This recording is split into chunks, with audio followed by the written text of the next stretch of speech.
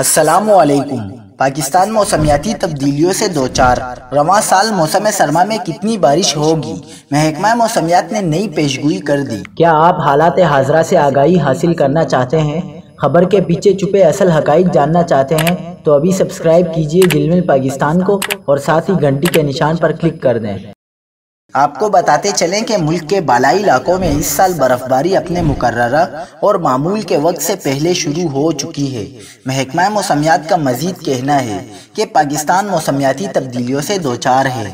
رواں سال ملک میں موسم سرما کے دوران بارشیں معمول کے مطابق یا تھوڑا زائد برسنے کا امکان ہے، جبکہ بالائی علاقوں میں درجہ حرارت معمول سے کم ہی رہیں گے۔ کراچی میں اس ہفتے موسم دن میں ہلکا گرم جبکہ رات میں خوشگوار رہے گا اور ہلکی خنکی محسوس ہوگی۔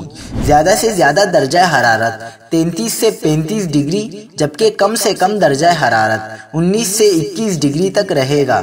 شہر قائد میں ہواؤں کی رفتار 10 سے 25 کلومیٹر فی گھنٹہ رہے گی۔